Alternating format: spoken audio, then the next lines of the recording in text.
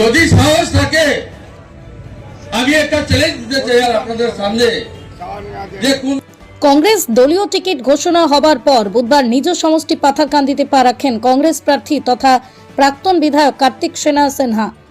এদিন তিনি শ্রীভূমি জেলা সদর থেকে ময়না বাইপাস সড়কে এসে পৌঁছলে তাকে উষ্ণ সংবর্ধনা জ্ঞাপন করেন দলীয় কর্মী সমর্থকরা। পরে প্রার্থী কার্তিকবাবু সহযোগে পায়ে হেঁটে এক বর্ণাঢ্য মিছিল বের করা হয়। ব্যান্ড পার্টি ও মাইক সহযোগে মিছিলটি এক উৎসবমুখর পরিবেশে পাথারকান্দির বিভিন্ন সড়ক পরিক্রমা করে দলীয় কার্যালয়ে পৌঁছয়। পরে সেখান থেকে এক সুসজ্জিত হুডখোলা বাহনে করে প্রার্থী কার্তিক সেনা সিনহাকে মধ্যমণি করে দ্বিতীয় মিছিলটি প্রাক্তন বিধায়কের বাড়ি লোয়াইরপোয়া ব্লকের বালিপিপলার উদ্দেশ্যে রওনা হয়। মিছিলটি চাঁদখিড়া হয়ে কাঁঠালতলী ও চোরাইবাড়ি হয়ে বালিপিপলায় পৌঁছে ফের জাতীয় সড়ক ধরে পাথারকান্দিতে ফিরবে বলেই জানা গেছে। এতেই প্রাক্তন বিধায়ক মনিলাল গোয়ালা সহ দুই মণ্ডলের কর্মকর্তা অসংখ্য যানবাহন নিয়ে দলীয় কর্মী সমর্থকরা সঙ্গে ছিলেন। বালিপিপলা যাবার পথে স্থানে স্থানে কংগ্রেস প্রার্থী কার্তিকবাবুকে সংবর্ধনা জ্ঞাপন করেন অনেকে। এতেই বিভিন্ন পথসভায় কার্তিকবাবু বলেন যে পাথারকান্দিতে বর্তমান জঙ্গলরাজ ও সিন্ডিকেট রাজ চলছে।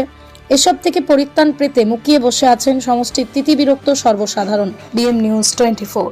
যদি সাহস থাকে আমি একটা চ্যালেঞ্জ দিতে চাই আর আপনাদের সামনে যে কোন নির্বাচনের কোন ক্যাম্পেইন না করিয়া আজকের দিনে ভোটাভুটি ও কতটা ভোট পায় আর আমি কতটা ভোট পাই,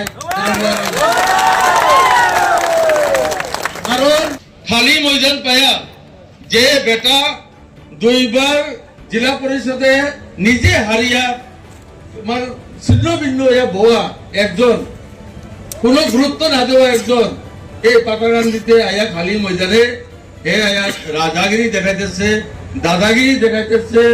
আমাদের এলাকার মানুষের কাছে উনি যেভাবে জোর জবরদস্তি কষ্ট দেওয়ার যে ষড়যন্ত্র গত 10 বছর থেকে চালিয়ে যেতেছিল ওইটারে উদ্ধার করার জন্য, ওইটারে যাতে তারা ভাগাইবার জন্য আমি উপস্থিত।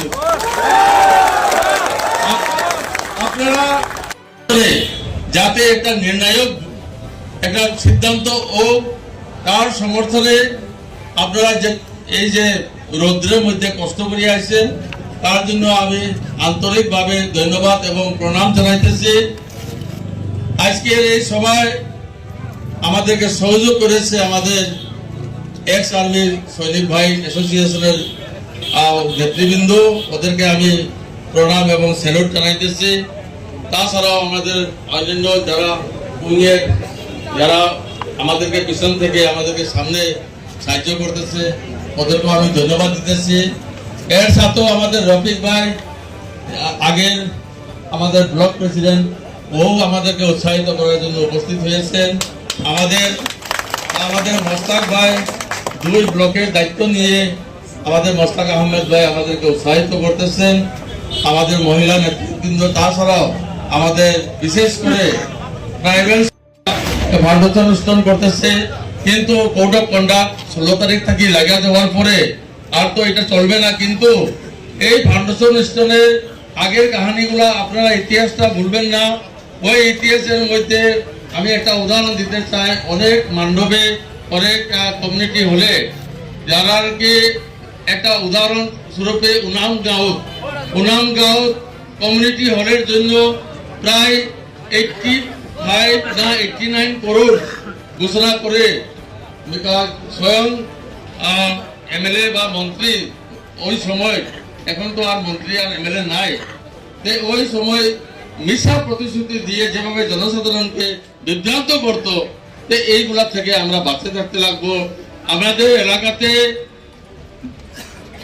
ঠিকভাবে তাদের জবাব দেওয়ার মতো নেতৃত্ব না থাকার জন্য খালি ময়দান পায়া যে বেটা দুইবার জেলা পরিষদে নিজে হারিয়া তোমার ছিন্ন ভিন্ন হয়ে বোয়া একজন, কোন গুরুত্ব না দেওয়া একজন এই পাটাকান্দিতে আয়া খালি ময়দানে আয়া রাজাগিরি দেখাইতেছে, দাদাগিরি দেখাইতেছে।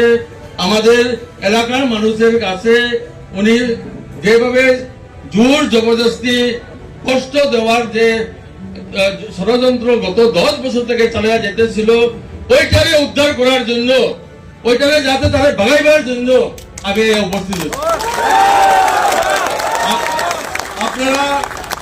দেখেন কেলেঙ্কারির মধ্যে অনেক কিছু আমার মনিলাল স্যারের হোক আমার জন্যই হোক উনি অনেক খোঁজাখুঁজি করিয়া ব্যর্থ হয়েছে, কিন্তু তার সময় কেলেঙ্কারি অল্প আগে আমাদের রামনারায়ণজি ওইটা কিছু আপনাদের সামনে ওইটা দরিয়া রাখছে, দরিয়া মোটামুটি একটা বিবরণ দিয়েছেন, কিন্তু তাছাড়াও বিশেষভাবে মনরেগার যেগুলা কাজ, এই কাজগুলাতে সাপ্লাই মেটেরিয়ালের যেগুলো নাকি টাকা পয়সা প্রায় গত কয়েক বছরের মধ্যে 10 কোটির উপরে এরা আত্মসাৎ করছে। জিএসটি নিয়ে কাজগুলাতে প্রায় আমার শোনা মতে প্রায় 25 কোটির উপরে ওরা আত্মসাৎ করছে। ফ্লাড কন্ট্রোল থেকে শুরু করে বিভিন্ন ডিপার্টমেন্টের কাজে ওদের শুধু কেলেঙ্কারি যেটা নাকি নেতৃত্ব পরিবর্তন হইলে ধরা খাবে, যার জন্য উঠিয়া পড়িয়া লাগিয়া পাগলের মতো দৌড়িয়ে যাতে আবার পুনরায় জেতার জন্য চেষ্টা করতেছে। যদি সাহস থাকে, আমি একটা চ্যালেঞ্জ দিতে চাই আর আপনাদের সামনে, যে কোন নির্বাচনের কোন ক্যাম্পেইন না করিয়া আজকের দিনে ভোটাভুটি ও কতটা ভোট পায় আর আমি কতটা ভোট পাই, কারণ ওদের নকল করিয়া পাস করার এইগুলাই সিদ্ধান্ত। দেখেন আপনারা দেখছেন যে মানুষের এসআর দিয়া ভোট কাটানি, ইলেকশন করিয়া মানুষের কষ্ট দিয়া ওদের ভোট কাটানি, তারপরে ভোট সেন্টার থেকে ভোট যাতে রেগিং করিয়া ভোট লুটার প্রস্তুতি, তারপরে যাতে গণনা তো যাতে উল্টাপাল্টা করিয়া জিতা, এই যে সারা এইগুলা করার কি দরকার আছে? যদি সত্যিকারে ভালো কাজ করে, যদি জনসাধারণের বুকে মনি, তাইলে তো এত কষ্ট করার দরকার নাই, আরামে জিতল না, আমরাও তারা সাহায্য করলাম। কিন্তু এই চুরি করার জন্য রাত্রের দিনে টাকা পয়সা, এদিকে এখন আমাদের সমষ্টির বিভিন্ন জায়গাতে ওরা টাকা রাখতে দিচ্ছে গুপ্ত ভাবে, কারণ ইলেকশনের সময় কিনা বিচা করার জন্য। আমি আপনাদেরকে অনুরোধ করতে চাই, এই টাকাগুলা নেন, কারণ এই টাকাগুলা উনার হকি কামাই বা কষ্টের দল না, এই টাকাগুলা উনার লুটা দল, এই টাকাগুলা খাইতে লাগে। যেভাবে ব্রিটিশের যেভাবে বড়োল্যান্ডে ভারতীয় জনতা পার্টি রাজদিন টাকা নিয়ে হেলিকপ্টার নিয়ে টাকা নিয়ে বিলাইলো, তারপরে কিন্তু বড়গুলায় বিজেপির মুহূর্তের জবাব দিয়া নিজের অস্তিত্ব বজায় রেখে ওইখানে সম্পূর্ণ সংখ্যাগরিষ্ঠ সরকার গঠন করে দিল পাগলামা মহিলার আন্ডারে। ঠিক তদ্রুপ দেখেন, আপনাদেরকে আমি একটা করতে চাই যে আমাদের স্যার মনিলাল স্যার সামনে আমার গুরুজি, আমার পরম পূজনীয়, কারণ আজকে আমি ভাগ্যবান যে আমার থেকে সিনিয়র একবার না 3 বারের, তারপরে পার্লামেন্টারি সেক্রেটারি, তারপরে কংগ্রেস দলের একটা শীর্ষ নেতা, আজকে উনার বয়সে আমরা হয়তো বিছানাতে পড়ে থাকবো, এই অবস্থাতে উনি যে আমাদেরকে সাহায্য করার জন্য এই কষ্টটা, এই রোদ্রে, এই গরমের মধ্যে যে কাজ করতেছে, তার জন্য উনারে আমরা ভুলতে পারতাম না।